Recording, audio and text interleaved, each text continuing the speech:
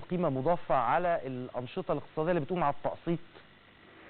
لا بص حضرتك عشان الامور تبقى يعني عشان الامور تبقى واضحة، عشان في خلط في المسألة واضحة.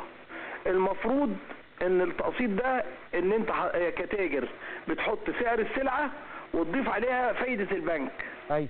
وتقسط للمواطن. بس اللي بيحصل غير كده. اللي بيحصل ان التجار بيحط سعر السلعة ويضربها في 2. يعني ايه؟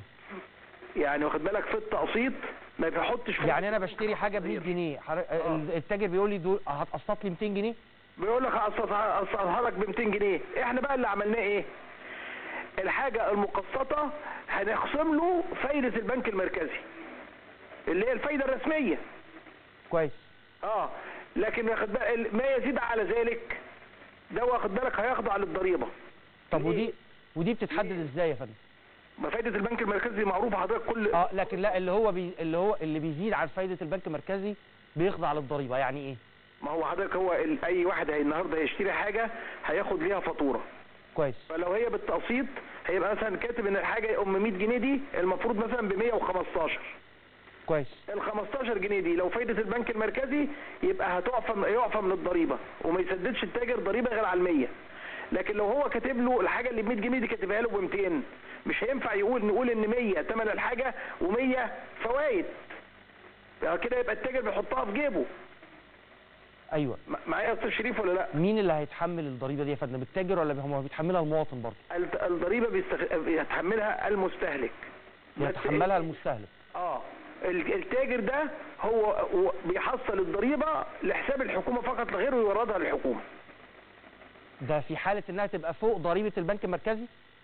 لو كانت فوق ضريبه البنك فوق فوائد البنك المركزي. لكن فوائد البنك المركزي معفاه من الضرائب. فوائد البنك المركزي دي مقصود بيها فوائد البنوك؟ اللي هي فوائد البنوك. ايوه. يعني دلوقتي واحد راح خد قرض عربيه واشترى عربيه من البنك. او اشترى عربيه من شركه بتتعامل مع البنك لتمويل العربيه. تمام. وقالوا له والله الفايده بتاعتك 7%. تمام. ال 7% دي دلوقتي اكتر من 7%. انا بفترض 10%. 10% دي هتبقى معفاه من الفوائد. ما يدفعش 10% معفاه من الفوائد، اي حاجه معفاه من الفوائد طول ما هي فايده مصدرها البنك اللي هو مصدره البنك المركزي. بالظبط كده.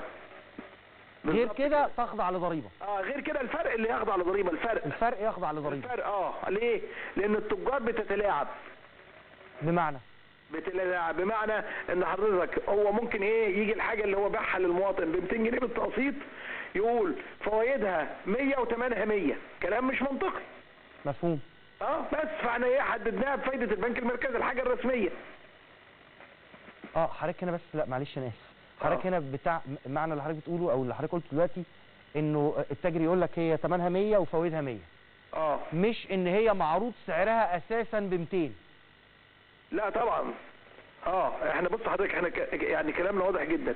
اي حاجه تشتريها بالتقسيط التقسيط طبعا طبقا للفوائد الاقراض بتاعه البنك المركزي. يعني مفيش تقسيط. حضرتك بتقول انه كده يبقى مفيش تقسيط الا وفقا لقواعد البنوك اللي واخداها من البنك المركزي. بالظبط كده. في اي سلعه من السلع.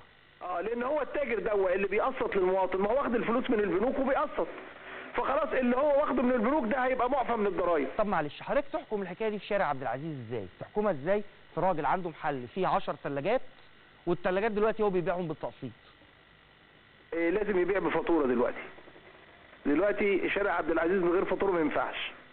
من غير فاتوره يعتبر متهرب وجريمه تعتبر مخله بالشرف، فلازم يبيع بفاتوره. فاللي بيكتبه بفاتوره هو ده الدليل اللي عليه. غير كده مفيش.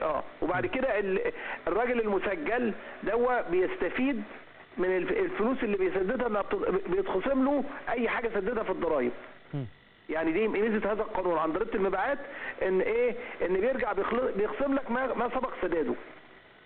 لكن يعني افترض تاجر حضرتك مشتري سلعه من مصنع ب 1000 جنيه. كويس. وسدد عليها 100 جنيه ضرايب. تمام. لما يجي بعد كده يبيعها ب 1100 نفترض عشان نسهل بس الامور للمواطن ان اصبحت الضريبه 110. ايوه. ال 100 اللي سددها قبل كده تتخصم من 110 وما يسددش غير ال 10. يبقى التسديد بس لل10. يعني ال10 بس.